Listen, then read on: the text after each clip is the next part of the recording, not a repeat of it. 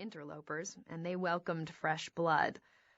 The chaperones kept mum because our enthusiasm on the dance floor, we hit proms for the 80s music, lured the future of America into chaperonable view. Occasionally, one of the boys would look up from texting a girl on the other side of the room and approach us, probably on a dare from his friends. I would tell him I'd just served time in a federal penitentiary. Self-defense, I assured him, glancing modestly at the floor. And that this was my first night of freedom. I considered it a service I was providing, making his prom night memorable for something other than a white limo and some contraband flasks. Corporate Christmas parties were also permissible. Company shindigs were, for Tag, all about the top-shelf liquor. For me, they were glorious opportunities to gossip with people I didn't know, which made it less like gossip and more like honing my empathy skills. Selena from accounts, while complaining about her new boss, Andrea, would let slip some details about her affair with her old boss, Susan. Yes, that's Susan, who was married to her former boss, Robert. It was like being inside a soap opera for a few hours, and I usually couldn't resist helping myself to a cameo role. I'd pretend I was a therapist specializing in workplace conflict. Why didn't they know me? Oh, I was a friend of Tom's. And they'd listen intently to my suggestions, which I secretly thought were pretty inspired. Tag suggested more than once this might actually be some kind of crime, but again, I preferred to think of my advice as a gift, or at least as payment for the free mini quiches we were scarfing in lieu of dinner. Diplomatic functions, like the one we thought we were currently at, we attended those for the superb international hors d'oeuvres. We also went with open minds, receptive to the possibility of meeting people who might happen to own yachts and castles. We were not gold diggers, but rather equal opportunity seekers.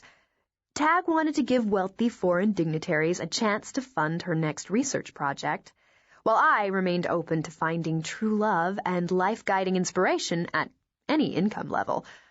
Soul, I generously acknowledged, was capable of flourishing in bodies other than those of starving writers and musicians. These ambassador bashes were my favorites, because I got to play extreme make-believe, which was even more gratifying than commiserating with Selena the accountant or Sam the senior headed for SUNY Binghamton. Call it acting, call it lying, but don't knock it until you've raved to a sheik about the Heatherfield fields that line your father's property in northern Scotland. "I'm so thrilled that Papa was the younger brother," I might confide over a plate of caviar, "because although there's less, money, he has fewer responsibilities. More time to herd sheep and go on quail hunts. No harm, no foul." The sheik might or might not get the pun. Bonus points if he did. Finally, I always had my own personal agenda at these parties. Aside from maybe canoeing the globe solo, there was almost nothing I wouldn't try to stop myself from thinking about Hayden Briggs for even a few hours.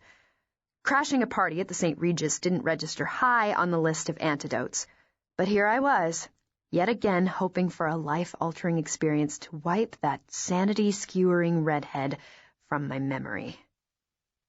Tonight, as Tag and I cased the crowd from the safety of the coat check room, I took in all the dark hair, dark eyes, and caramel skin, and immediately began constructing a story about my brother's chain of pubs in Iceland. Because of my unmistakably non-exotic features, I could never invent a brother who owns a Middle Eastern refinery or even a measly olive grove.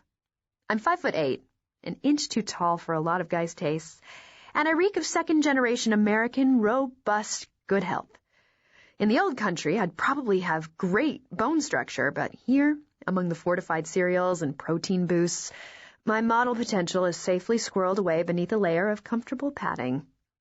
I long for Jennifer Aniston's upper arms, but I'm secretly quite pleased with my legs, which would look spectacular in the high heels I can never bring myself to endure wearing.